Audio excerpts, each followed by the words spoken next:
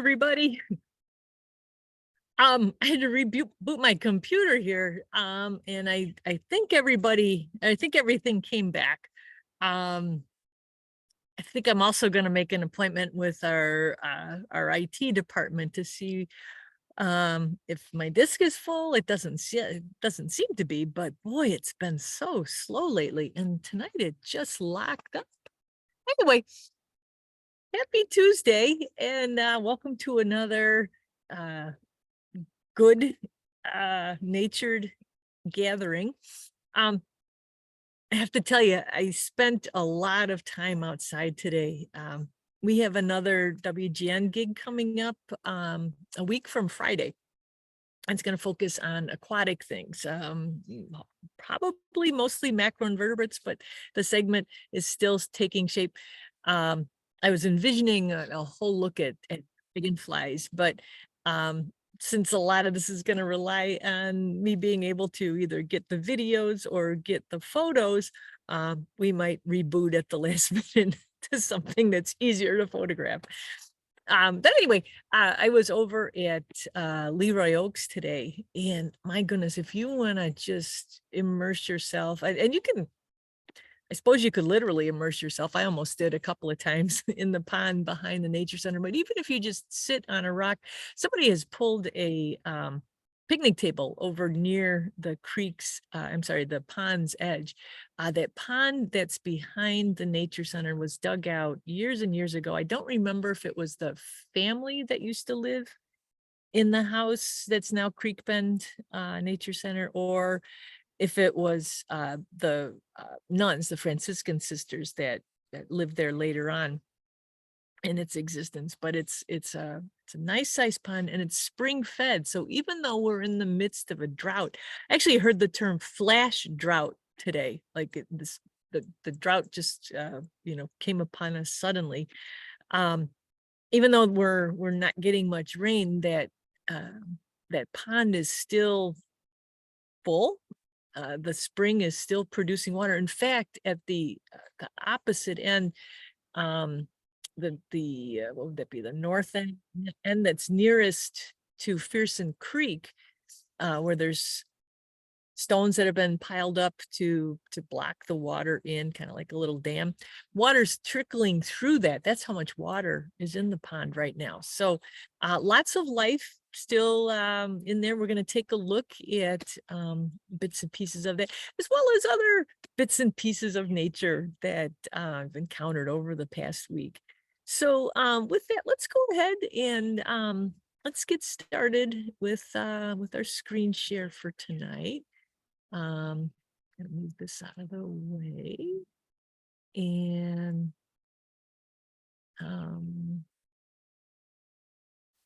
boy, I've so part of our slides for tonight is the video at the end. It knocked my socks off when this, we'll just call it a thing for now, appeared.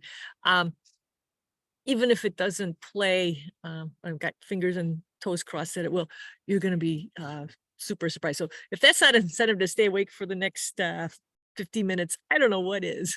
All right, let's go ahead and share this screen and go here to our slides for tonight. And we'll get things started with something pretty simple. So, we haven't had a lot of rain. We're in this, and again, flash drought. I don't know if that's an official weather term, but I've heard a couple of people today use it. I've been doing a lot of watering as a result. I've got some plants. In fact, there's some plants I bought at our Hickory Knolls plant sale last Saturday that I have yet to put in the ground because they're a lot easier to water when they're just sitting in their box. But this is one of the cans that I use for watering in the front yard. And when I picked it up, I thought, wow, that's really dove. I don't know if you can hear that. There's a dove that almost landed. I think it thought I was part of the furniture. He's gone now. I looked at this, and at first I thought it kind of reminded me of the RKO movie logo, with the tower with the beams coming out of it. And then I thought, wow, that maybe that's a type of moth. Maybe it's like a plume moth. And then I adjusted my glasses a little bit and I realized it's one of the bazillion sycamore seeds that are around the neighborhood, anywhere that there's a sycamore tree. And it was so pretty. Usually, we see the when the tree produces the seeds, they're in a ball, hanging from the tree. They're about the size of, maybe a ping pong ball, maybe a little bit smaller than that. They're called achenes, and they consist of hundreds and hundreds of these little seeds. Well, now they're breaking apart. Last week we looked at a photo where one of the gutters up the street is just full of sycamore seeds, but this one wafted its way over and landed here. It's just pretty enough to take a picture of. That's all I got to say about that. And then this, I was at the Nature Center today. Today and tomorrow, we're doing programs for the District 303 English Learners Program over at Richmond School. And they've asked that I bring animals from the Nature Center. So I ran into Jill, one of our restoration ecologists, and she says, "Hey, look what I've got here." I snapped this picture. So those of you who have been to Hickory Knolls know that on the south side of our parking lot, we've got a trickling stream. It's not quite a babbling brook. And right now it is really down to a trickle, but it's also spring fed.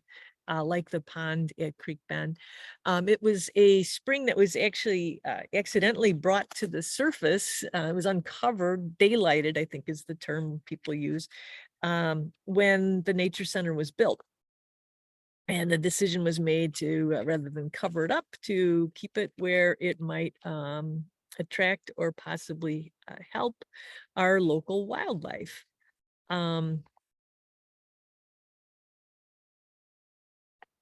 Now, here's the stream trickling its way through, but look what we've got here. I'm going to see if I can zoom in here. Jill snapped this photo. She said the finches were everywhere. So there's one down here getting a drink. There's probably some more down there too. There were house finches here and here. 1, 2, 3, 4 American goldfinches right here. They were all attracted to this water source. I actually have an email in my inbox that I haven't gotten to yet today from a local person who was wondering what happened to all the finches.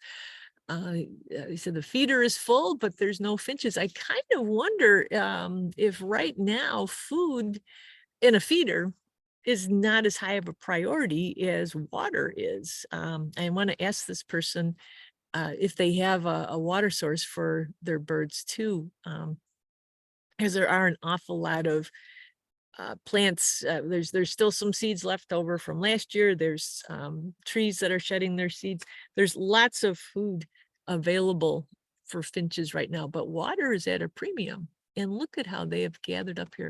I'm going to zoom in one more time. Again, it was just a quick photo Jill took with her cell phone, but it shows where the animals' priorities are lying right now. Spring-fed trickling stream there, and very, very popular with our finchy friends. Now, I grabbed this from my friend Terry. She had texted it to me, as well as put it on the King County Certified Naturalist Facebook page. This was taken at a work day out at Culver Forest Preserve, which Culver is down in Aurora off of, what is it, Hankis Road? And she said, what kind of a bird has these fluffy feathers? I'd say 99.5% sure that these are feathers from a great horned owl. Now, losing 4 feathers at once, that's not a mold thing or a casual loss of feathers. I think there was some kind of an altercation that occurred maybe between young owls. Great horned owls, there's an awful lot of immature great horns that are out right now, and they don't always play nice with each other. And I'm wondering if maybe there was a bit of a sibling rivalry at one time. It could be the bird was being harassed. Young birds especially are they try to keep a low profile during the daytime. They do cause quite a ruckus at night when they're begging for food, but they are frequent targets of birds like crows that will mob the bird, harass it, caw at it repeatedly. Sometimes that leads to physical confrontations. So maybe something like that occurred. I don't know. Terry didn't say anything about a dead body or other remains, so I don't know that the bird, yikes, that the bird didn't survive. But again, yeah, 4 feathers in one place usually means something. They weren't. It wasn't an accidental release. It was they were forcibly removed. Now, this too, I thought this was a great illustration of how an owl's body is like one giant muffler. Here we are, in very late spring, coming up on summer. We've had some very warm days. We're not really thinking down jackets. However, owls' bodies, these body the feathers that cover the body have a lot of downy like structures, which help the bird muffle the sounds that it makes. Owls are capable of virtually silent flight. Some of that has to do with the structure of their wings, the leading edge of the flight feathers on the wings, but it also has to do with all these layers of down that help keep any other sounds the bird might be making muffled. So I'm pretty sure that's what we're looking at. What happened to get those feathers off of the bird? That's the bigger mystery. And maybe if somebody visits Culver Forest Preserve more frequently, they can come up with an answer to that. But just kind of a cool find and another question answered. Now here I snapped this photo, and this is not great, but it was hard to get my cell phone camera to focus on anything other than the water surface. What we're looking at here, this is over at Potawatomi. Last week we hosted a garden club walk in the native plant garden. That group then, after they finished in the garden, they went for a cruise on the paddle wheel riverboat. So I was standing there along the river's edge at Potawatomi, and my goodness, one after another were these nests. Let's zoom in here. We can see Papa Bluegill, who's the architect of this structure. See him sitting there hovering. He's the one that protects the eggs that the female lays. So you see these a lot. You can see them over, besides the shallows in the Fox River, we see them a lot over in Fearson Creek, anywhere where there's not a rocky substrate like with big boulders, but pebbles, gravel, that sort of substrate is where these fish like to lay their eggs. So Big Daddy Bluegill has cleared out this spot here. And then we went upstream a little bit, and here's another one. A slightly better picture of the fish, slightly worse picture of the nest. But what he does is he needs to fan those eggs with his fins.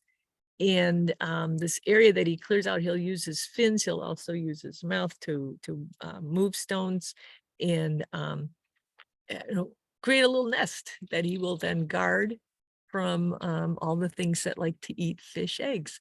So this is a very seasonal sort of thing. It's always fun to look for them. There's other fish that do this too. There's actually one called a central stone roller, which is named for that movement of the stones with the mouth. And that one, those nests actually have raised sides to them because the fish really does roll the stones out of the way. Pretty cool, and something to look for should you find yourself by a water's edge. Now, I took this picture. This was a peaceful moment in otherwise sort of a busy week. What we're looking at here, this is a cemetery. It's over on the west side of Route 47. It's called New Hampshire Settlement Cemetery, and it's on a bit of a rise, as many older cemeteries are. These rises typically um, are hills. Cemetery hill, that's a pretty common term. Um, they in our area, they are glacial formations. They tend to be higher. They tend to be well drained. They're a good place to bury loved ones. This particular cemetery is not very crowded. In fact, I looked up on a list of Keene County cemeteries, and it said because of its lack of use, it's prone to vandalism. I didn't really see any vandalism, but honestly, I didn't really see much of anything. It's got this cool old stone wall around the outside of it. It's not the sort of cemetery where there's prairie remnants. It is covered pretty much with turf grass, although, popping up along the stone wall in several places, I did see Solomon seal and the remains of some of our other woodland wildflowers. So maybe, maybe the New Hampshire Settlement Cemetery was built on a wooded, no, I don't know, but it does go back quite far. The reason I was there is I've been on this little quest um, to track down not my own family, but my next door neighbors growing up, who were virtually family to us. This woman here, the left, her name is Florence Merrick. Florence, we called her Grandma Merrick. If we zoom in here, we can check out the dates. Look at it. She lived from 1883 to 1989. She was 106 years old when she passed away. This is the woman who introduced me to the author Gene Stratton Porter. She taught me how to play chess. She taught me the importance of caring for wildlife. She, even though I met her, let's see, she would have been in the 1970s. She was getting up there. She was in her late 80s, 90s. Somebody help me with the math. She was quite elderly when I met her in, say, 1972. But she would go out every night, rain, shine, sleet, snow, dark of night, you name it. She would feed her cardinals. She always had a can with black oil sunflower seeds, and they had a feeder at the back of their yard. And she would go out with her little Hills Brothers coffee can, fill that feeder up every single night. Really neat lady. Her husband is Stanley Merrick. He's actually mentioned in the history of Kane County. He was quite an up and coming young farmer around the turn of the century, or whenever it was that book was written. I think he was a township supervisor for their area of Blackberry Township. The thing, he was long gone. He died in 1967, and like I said, I think Grandma Merrick moved in with our actual neighbors, Esther and Harry Duncan. Again, it was sometime in the early 70s. So I guess he hadn't been gone all that long. He died in 1967. 87 years old, that's a ripe old age, and she outlived him by 22 years. Anyway, yeah, Stanley was in a farming accident at some point during his life on the farm, and he lost a hand. And in those days, we didn't have the prosthetics that we have today. Stanley's hand was replaced with a hook. And no, I'm not going to go into some, creepy horror story about the guy with the hook. What I remember is that Florence Merrick, Grandma Merrick, had one of his hooks, his early iron hooks that was fashioned, maybe, I don't know, by a blacksmith. She had it hanging in one of those what do you call them? It's like a glass, not a globe, but you know, like what you might hang a pocket watch in. She had his hooked hand, the hook that he used for a hand. It was the coolest thing. I don't know whatever happened to it. The Duncans, here we have, oops. Oops, I forgot I put that in. This is actually Grandma Merrick's father. He served in the Civil War. He's buried at this cemetery as well, the Woodman Farm. I'm actually trying to track down exactly where their farm was. I know when I met Esther and Harry Duncan, they kept talking about their farm Pinecrest in Elburn. And I might need to enlist a librarian to help me track it down. But anyway, his grave is there. Boy, I guess I didn't show Esther's grave. But anyway, I just had a peaceful little moment. If we go back here to this cemetery, I kind of wonder if it might be a good place. There's no gates, there's no, you know, I don't think it would be considered trespassing, but it kind of seems, since it looks out on a lot of egg area here, there's a big horse barn over here to the south, and it looks to be some other agricultural use over here to the north. But I kind of think it might be a good place to go stargazing. So keep that in mind. And it's interesting too, just from its historical perspectives, with the Merricks and the Woodmans and the marks that they left here on King County as farmers way, way, way back in the day. Now, if what I thought was going to be Esther Duncan's grave marker, she actually just died a couple years ago at the age of 101, so very long-lived family. Instead, we have this bold jumping spider. It is spider. We're on the cusp of spider season. Spiders really come into their own as we get later into the summer, but we've got some pretty hefty jumping spiders that are out and about right now.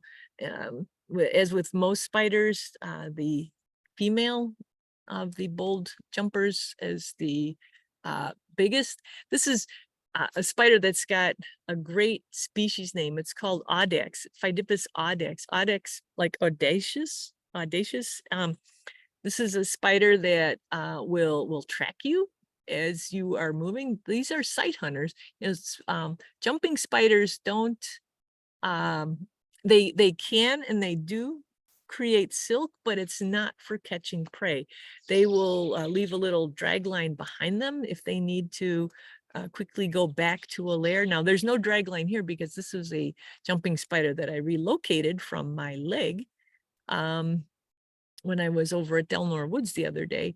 But they use a silk behind them to be able to get back to safety. They will also use silk to wrap their eggs. So it's not that they can't produce silk, it's that they just don't when it comes time to capture prey. They're ambush hunters. And they're very, very good at jumping because of that.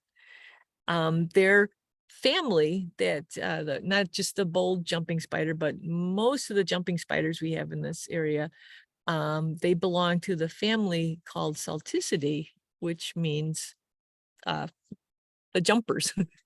Now keep that in mind because this next spider,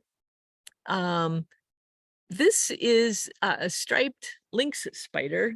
And Laura, if you're on tonight, this might look familiar to you. This was a little spider that was displaced during the Hickory Knolls plant sale. We had more fun with this, Laura, didn't we? Oh, we did. So, you know, the video, I don't know, I think it might be kind of glitchy to play. I'm going to see if I can save it. Maybe we'll watch it next week. But this little spider jumps with Laura as a witness. It's not a jumping spider. It's actually Axiopes salticus, the striped lynx spider. But salticus, look at that. It is a known jumper too. It doesn't have the same type of legs. If we go back here to our bold jumper, you can see just how beefy her legs are. There's fluid in there that a jumping spider shifts around that creates a pressure that gives it a spring. that they use to jump. This spider, I don't know if it's just the long legs that it has, but it was a great jumper. Now, I got a little confused because I made probably a bigger deal than I should have out of the fact that this was a male spider. And it's this angle shows us clearly the boxing gloves that are up here. These are another word for these structures are the pedipalps. Palps are the spider equivalent, they're sensory organs, but in the case of male spiders, they also are the reproductive organs.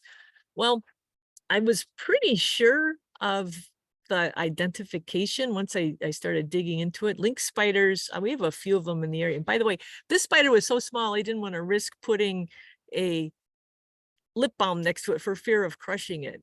This spider, if we go all the way down, oops, don't look at that.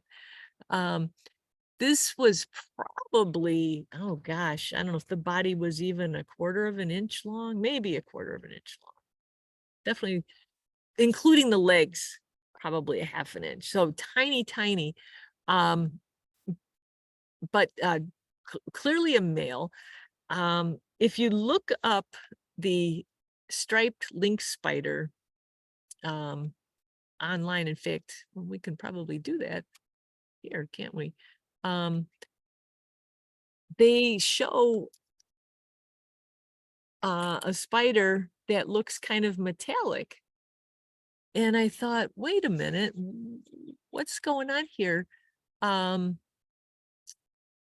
this is a male striped lynx spider from Bug Guide, one of our favorite online references. Here's another one here. Look at that metallic green and copper color. I couldn't figure out why our spider didn't look that way.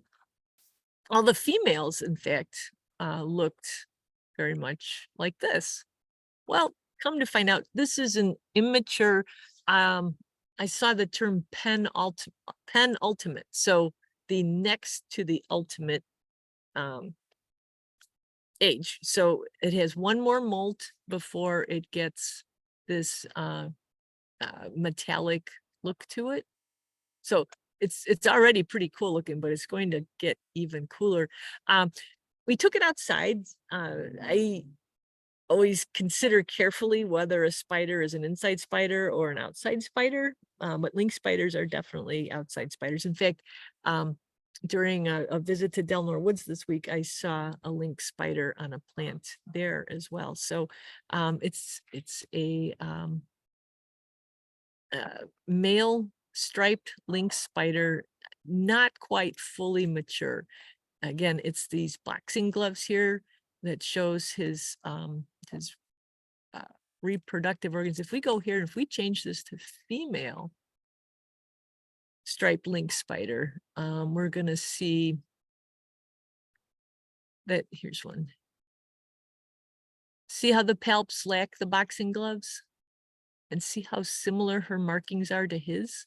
So immature, that's often the case. We see that, and not just with spiders, but a lot of different creatures. The immature phase often looks similar to the mature female.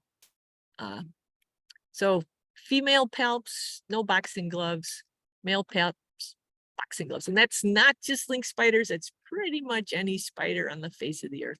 All right, this picture clearly wants to show itself. I just took this because it was kind of funny. It's a 13-line ground squirrel hole. This is a picture out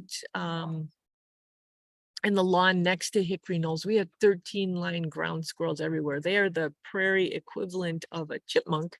They're little, mostly herbivore ground squirrels.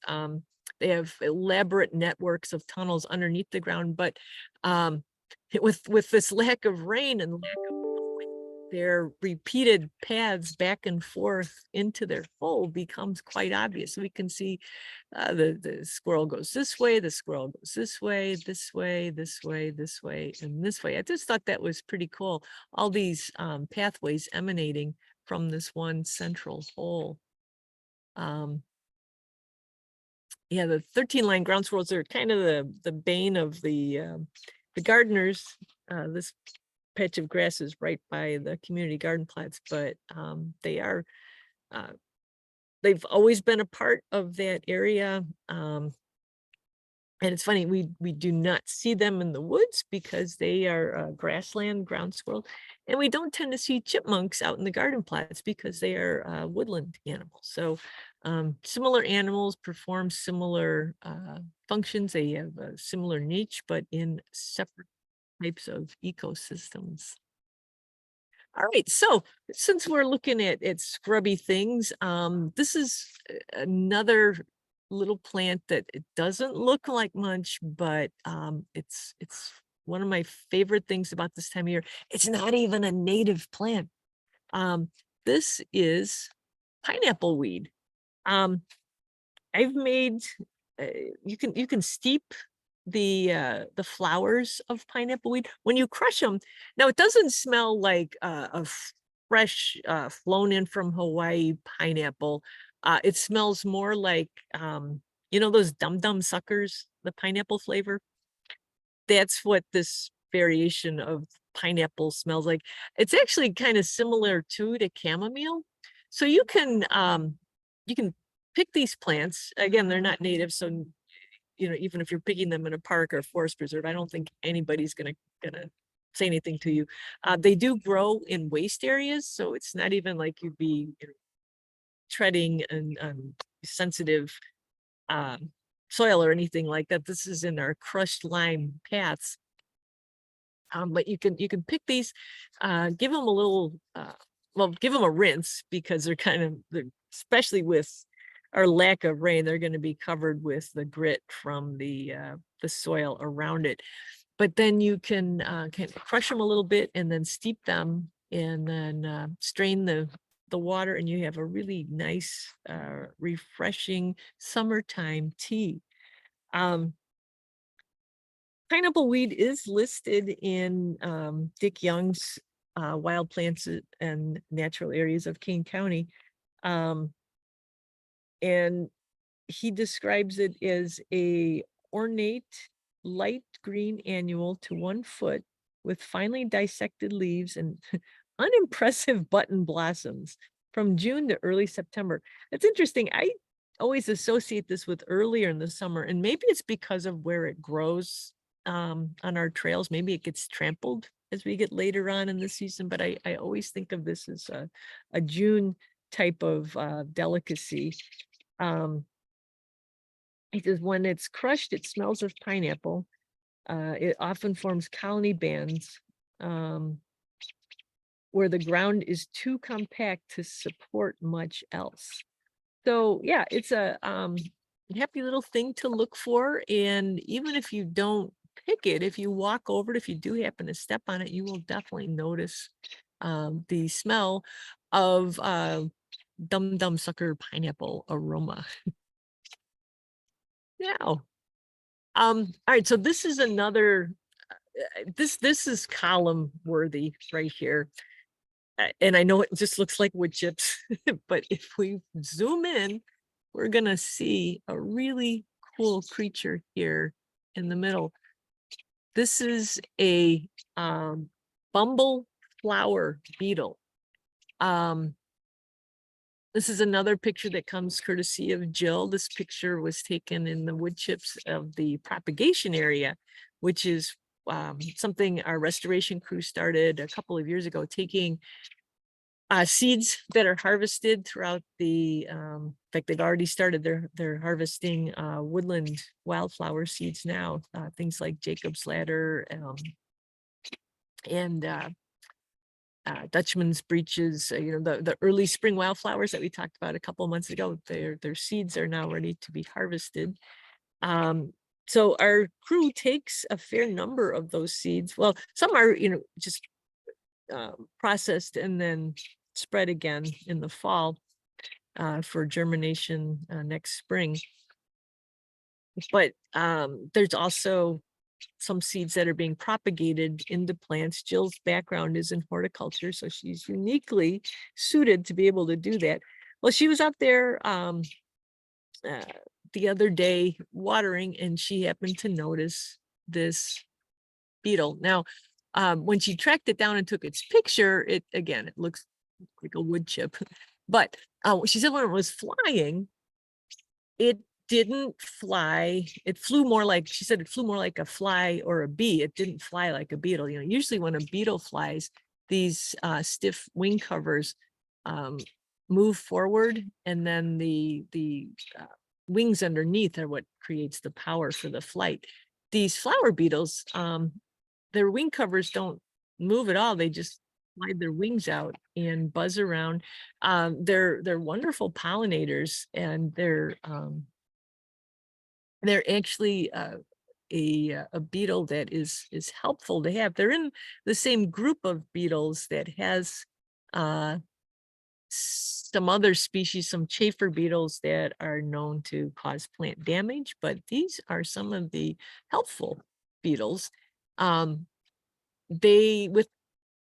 the move from May into June, they're now transitioning from one part of their life cycle to another. The next time we will see these beetles will probably be in August and September.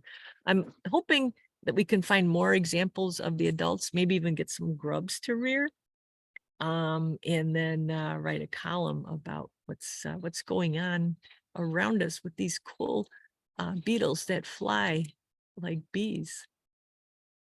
Bumble flower beetles. I don't have a toad. I don't know. So we had like 17 raindrops come down this afternoon. There was a distinct change in the feel of the air. The breeze kicked up. It did get a little more humid for a short time. And I don't know if that's what prompted these. There was actually 2 toads that came out. This is the front walk at Hickory Knolls, and first one came out and then another. They weren't chasing each other, but they felt compelled to move. Toads, in fact, we had a Facebook message sent to the Nature Center over the weekend. A woman was in her garden and uncovered a toad. Gardens are being watered a lot right now because there's no rain. A lot of other soil in the area is dry, so toads are heading to places like tilled garden soil that's easy to dig in, where they can get down and conserve the moisture in their body. I don't know if these toads sense that we might be getting some rain and decided to take a chance hopping across the sidewalk, but I just think they're so cool. Look at these eyes. Now the whole thing about, warts, you're not going to get warts from handling a toad. These toads, in our area, we only have one species. It's the American toad. And these were, I would say, maybe 2nd year toads. They were both about the same size. And again, I didn't even have a chance because not that toads move very quickly, but they did not want to spend much time on the sidewalk. There's no moisture there. But I would say that lengthwise, they were less than the length of the 2 5/8 inch lip balm. So maybe a 2-inch body. Just cool creatures, aren't they? Having a little bit of a rough time because of our lack of water. But where is the water? Locally, here's the pond at Creek Bend, that spring-fed pond, and it is doing really well. I got the biggest kick out of watching this dragonfly, and boy, I did not get a chance to identify it. If we've got any dragonfly experts who want to chime in with the species, that'd be great. If not, I'll see if I can get an answer for us by next week. But I thought this was kind of funny. This dragonflies, the males will patrol in an area, and they guard, they go after intruders. I saw probably, let's see, a widow skimmer, a blue dasher, lots of different damselflies, whatever kind this was. Several different species were flying around, and they all had distinct zones. And if you can spend some time at the pond, like I was able to do this afternoon, you can kind of see who has claimed what area.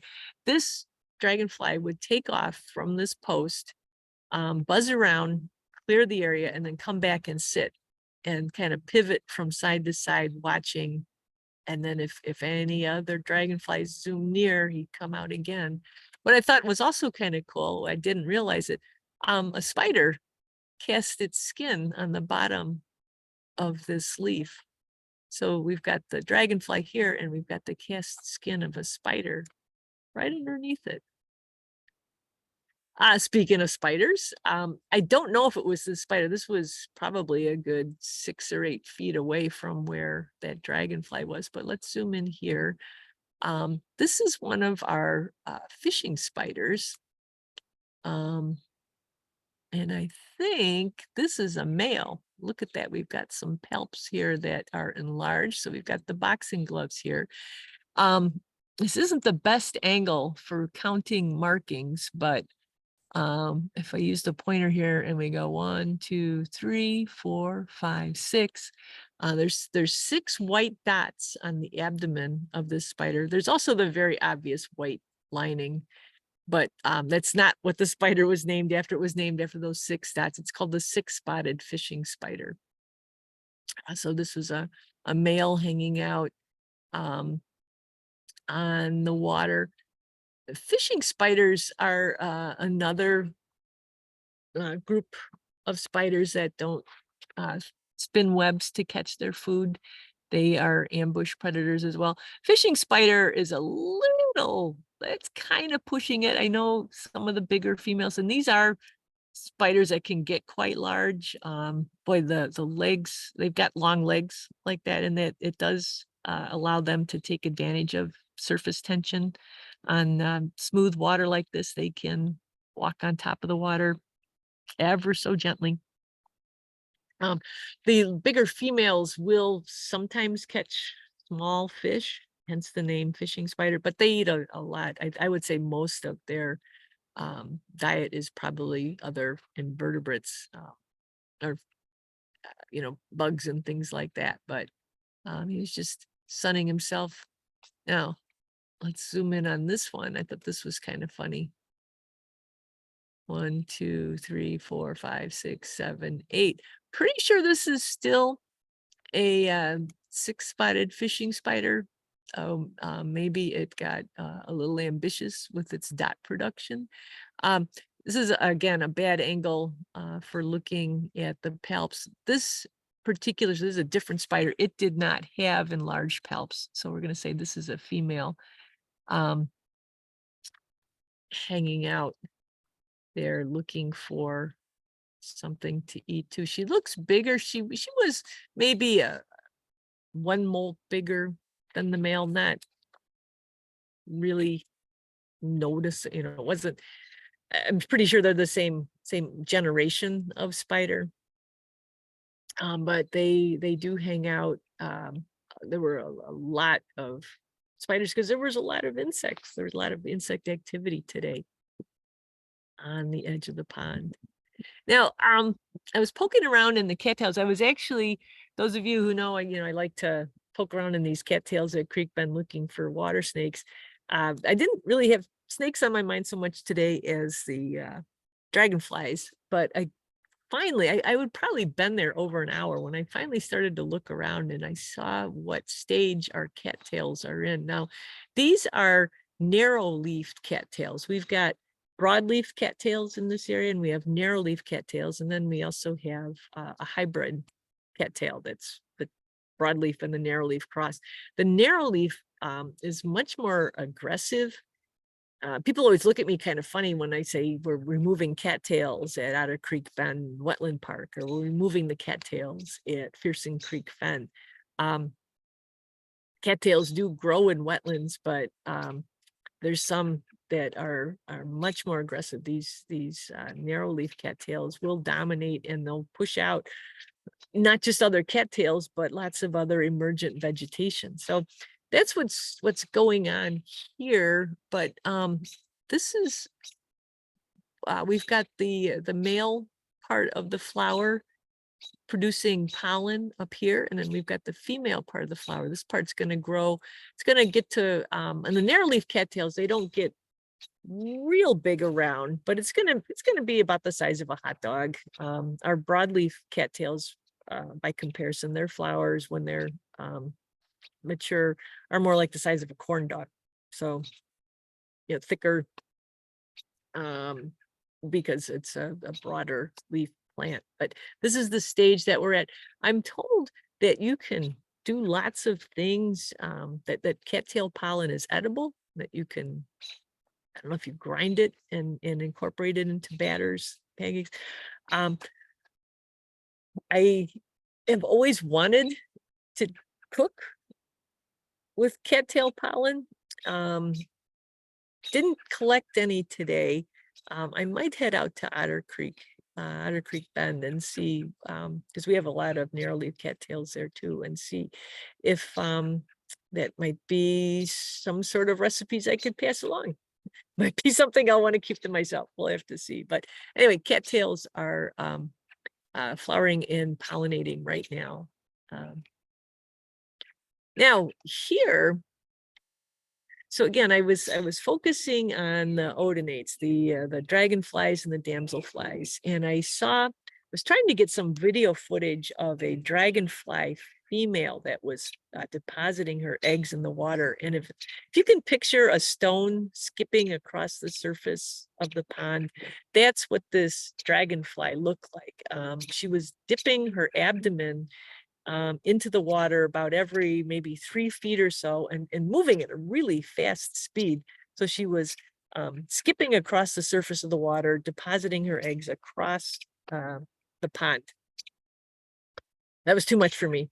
As I was sitting looking at things like spiders, I happened to notice this little lady here. This is a damselfly, and she has her abdomen dipped. Actually, here she was preparing to dip it into the water. In the next slide, we see that she is almost fully immersed in the water. And she was just kind of wiggling back and forth. I don't know how many eggs she was depositing. It was pretty easy to see with the dragonfly. I assume that every time she hit the water, she dropped an egg. This damselfly, I don't know how many eggs she deposited there, but I watched her for probably 5 minutes, and she just kept going deeper and deeper on that stem. Here's another look at her. She's clinging to the stem of grass, and she's got her abdomen submerged, and she's depositing eggs in the water. Now those eggs will hatch into tiny, tiny little nymphs that will grow. They're carnivores, as are the, oops, boy, hands tonight.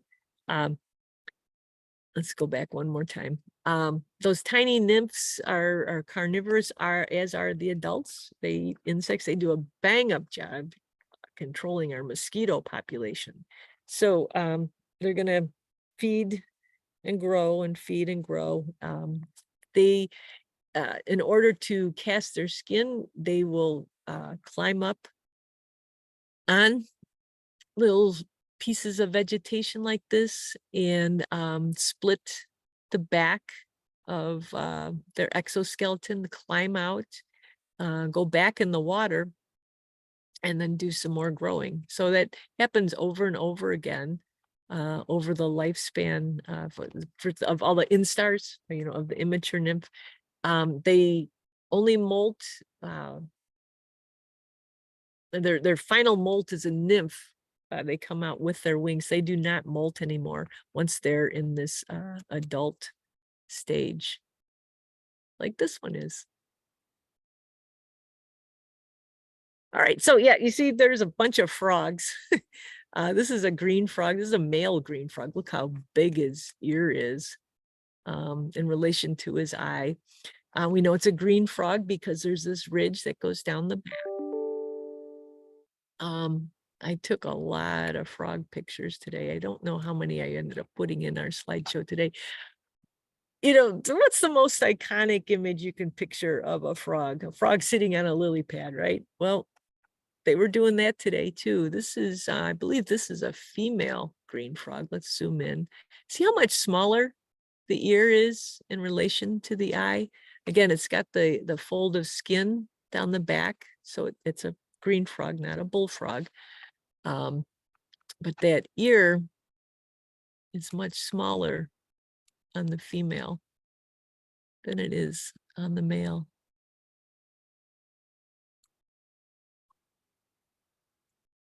Wasn't enough to find one green frog on a lily pad. I was lucky enough to find two. Look at how chunky this one is. I'm pretty sure this is a female too. That ear is not notably larger. And these frogs, by the way, they can get about as big as a woman's fist. These, I think, both have a little bit of growing to do, but eating well, because there were multitudes of insects that were flying around. The mosquitoes weren't too bad. I don't think I really got bit. I did manage to back into some poison ivy, so we'll see. I think I got it rinsed off quick enough, but time will tell. I might have a neat rash to show you next week, but at least I won't be itching from mosquitoes. I really didn't notice any when I was there today. Here's a water strider. People sometimes call these water spiders, but we've already seen what our water spiders, our fishing spider, looks like. These are members of the insect order Hemiptera, or the true bugs.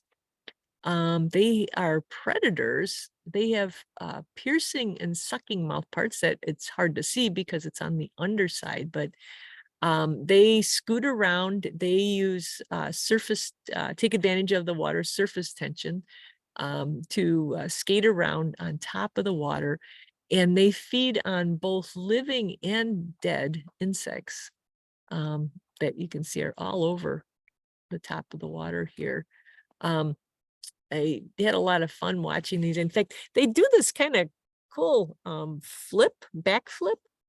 I was trying to get some video of it, but again, they weren't close enough when they were doing the cool maneuvers, and when they were close, all they were doing was sitting still. So we opted for a quick still. Along the bank, there's a little bit of distance away from the pond, we've got some milkweed growing, and this was a ladybug that I wasn't familiar with. It's called the a 14 spotted ladybug, also known as the checkerboard. Can you see how the spots are here? I got all excited because I thought maybe this is an elusive native species. It's not. It was introduced into the area, but it's not nearly as common as the other one. We're going to look at the Asian lady beetle. These spots were very distinctive. They look like squares, like a checkerboard. We've got female below, male here. She was quite contentedly grazing on these aphids, and he just kept letting me go for a piggyback ride. But pretty cool. One I hadn't seen before, the checkerboard ladybug. Any of you Latin aficionados, if you want, again, the other name for this is 14 spotted ladybug. You might want to take a stab at the species name here. Propylia is the genus, but then we've got Quattrodecim punctata, which you can see punctata would be spotted, and this part here is the 14. But we're just going to go with checkerboard. So that rolls off the tongue a little bit easier. So not too far away from those guys, we had the Asian lady beetles, and these so these two are the same species, but this is a highly variable bunch. The one thing that's fairly consistent is the marking here on this shield. It's called a pronotum. It's the part of the body that covers up the head. See how the head, here's the head, and then here's this part, the pronotum. It sort of forms an M. Here's one M, M for multicolored Asian lady beetle. Look for that marking. Don't look at what's on the shell back here. This color, the wing covers can be orange, they can be yellow, they can be red, they can have spots, they cannot have spots, but that pronotum marking is pretty consistent throughout. And heaven knows we have these everywhere. Look at all the aphids they were grazing on here. This was a piece of curly dock that was growing near the water. Here's a better look at the M.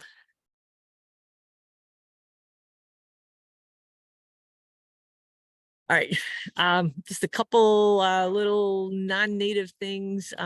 Beautiful flowers, these yellow iris, but they are not the native species. The native iris that we like to see is the blue flag iris. This is yellow flag. Got a little bit of a foothold there around Fearson Creek. And then I got stuck in this bush here. I was listening to the birds. Merlin told me I heard a sound I hadn't heard before. I got my Merlin app out on my phone, and it said I was listening to a warbling vireo, which was pretty exciting. And then I listened to another recording of it when I got home and confirmed that Merlin was telling the truth. But I got so excited that I got tangled up in this character here. This is a multiflora rose. We talk a lot about honeysuckle, we talk a lot about buckthorn, but multiflora rose, every one of these flowers is going to produce a little berry, rose hips, and those are going to have seeds in them, and we're going to get more and more of this plant. It is every bit as much of an invader as those other two. Okay, so here's the big finale, guys. I hope this will play. As I was leaving, can you see who's on the tree? There was a pileated woodpecker at Creek Bend this afternoon. This is a big old cottonwood. Let me see, is the sound up? The sound's not on. Let's go back. Let's try it again.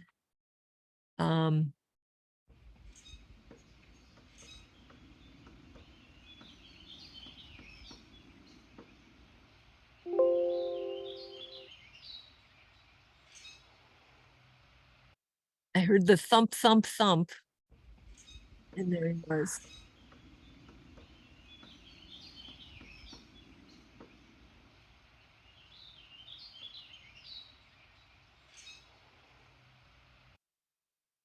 Was that worth waiting for? It's 5 after 9. We've gone over. We started a little late.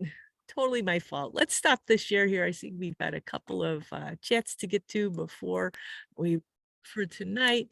Oh, don't sit on the sycamore seeds. They're painful. Laura, that sounds like a story. Are you still with us? Yeah.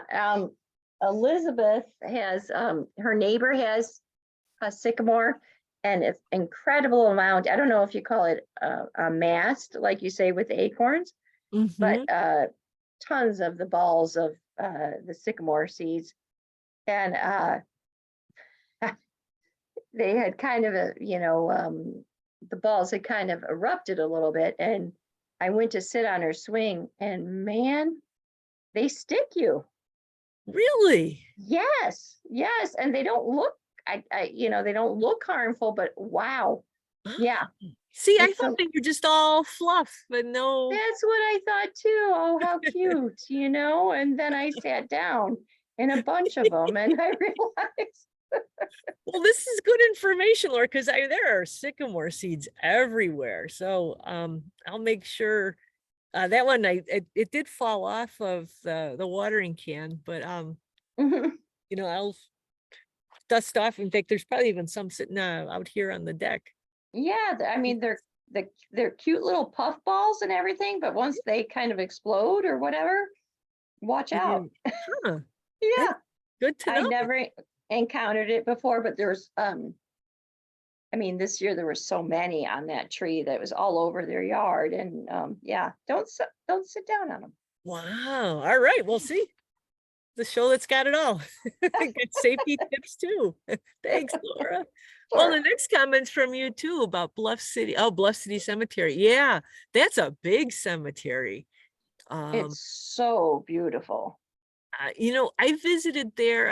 I used to work when I worked at Red Oak. I went there with one of our volunteers who has family buried there, and it's so interesting to look at dates. There's sections that she pointed out to me of families, entire families that fell to the Spanish flu. Yes, we've seen 1818. that. Yeah. And then yeah, and it's right next to Bluff Spring Fen, which it's you kind of have to. It's not like, I mean, when you say Elgin, it's not really what you think of Elgin. It's off Route 25. It's And it's kind of out in the boondocks, actually. Yeah, it's not. Um, Yeah, you think of Elgin as being very urban, and it's. I mean, there's massive oak trees and the hills are gorgeous. It's a military cemetery okay. also. So Civil War and things like that. And then the fen, if you explore it, it's got some cames. I know you know this, Pam, but it's got some cames, and it goes back to areas that used to be like a small gravel pits. Okay. But you can, there's so much to see. That's my favorite story is the first time I ever saw skunk cabbage was there. And I was like, oh my God, it's skunk cabbage. But It's funny. supposedly, The first time I saw lady slippers was there, and right, I I guess I still could. haven't seen them. They're yellow lady slippers. They were closely guarded. In fact, when I was going there with a friend and who knew where they were, and there were two guys that were headed to the same area, and we were both sizing. We were all sizing each other up, like, "You're not here to poach those, are you?" Yeah, And, I think exactly. luckily, I So think there's a lot of people that protect it that way. yeah, well, you'll have to show me next May because I've never seen them out there. If it's okay with you, but Yeah, but it's no, a beautiful spot. And as far as the cemetery, just driving through it is big oak trees and just gorgeous. yeah, yeah, no, very cool. Pam, don't let Laura lead the hike there. Oh. Whatever you do in the Jerry. fen, don't let Laura lead you. Says That's the all I'm gonna sister. say. I took her and Kate a bit off trail, and let's just say we were bending down to get through the brush. We were on our knees, crawling through trash, and like it was an experience. It's unforgettable. That's Yeah. called making memories, right? That's right. It's an adventure, Jer. Okay. It was. Yeah, boy, it's been a long time since I've been up there. But the other thing I remember about Bluff Spring Fen, and again, folks, it's off of Bluff City Boulevard, right? In Elgin, there were nesting red-headed woodpeckers there, because the trees in the fen are the oak trees. There's a lot of dead branches, and there's the oak trees are widely spaced, and that's exactly what red-headed woodpeckers look for. Now, again, it's years ago. I don't know if they come back annually there. One other really quick thing, since we're late, we may as well run a little bit longer. The gentleman that used to be the steward there, a man named Roger, he was the first one who told me to really take a look at what the Chinese mantis and the European mantis, their effects on spider populations. He, as a steward there, he would host seed collections and in the fall, and he had a very loyal volunteer who could not collect seeds in the fall because of all the spiders. Well, then over time, the spider numbers went down as the mantis population went up. Excuse me, up. And suddenly this volunteer who couldn't set foot in the fen in the fall because of all the spiders was able to come and help with seed harvest again. And Roger, he's a scientific man. He always wished that he had kept data on the numbers that he was seeing. He used to bring me sacks of egg cases from both the European and the Chinese mantis, but he was the first one that pointed out that, you know, they might be starting to displace, these introduced praying mantises might be starting to displace our native insect eaters, the spiders. So yeah, all kinds of cool things associated with the fen there. Let's see. Yeah, yeah, it is the year of the 13 line ground squirrel. They are everywhere. Busy little guys. Gardeners at the garden plots will tell stories about how they'll start at one end putting seeds in the ground, and at the other end the ground squirrels will be picking them up, stuffing them in their cheeks. So they're cute, but they're rodents. Do you pull out the cattails? Yeah, Jerry. You know, a lot of them are our restoration crew is very good at they've got some of the most cutting edge methods. It's still hard work. Cattail removal is very difficult, but cutting and then very judicious use of a wetland appropriate herbicide will cut back. We've got some photos. I should see if I can get my hands on them of the transformation that Fearsome Creek Fen has undergone. We're actually going to be doing a program this fall. We did it several years ago. I wish I could claim credit for this title, but it actually goes back to the days of Mary O when she started the naturalist department at the Park District. But it's a program called Fall in the Fen. Hopefully we won't, but we're going to do it in the fall. Yeah, we're gonna take a look at all the plants and the diversity that has returned to the fen through all the hard work of our restoration crew. Oh, Susie's got recipes. All right.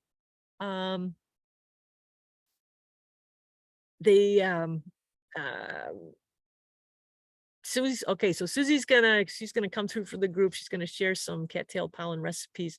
We'll see if I can use some of my former food background and make us something. Maybe I'll eat it for you next week. And then yes, water skaters. I've heard water skaters, water spiders, water striders, but you're right, water skaters, because that's exactly what they do, Di. They slide across the water.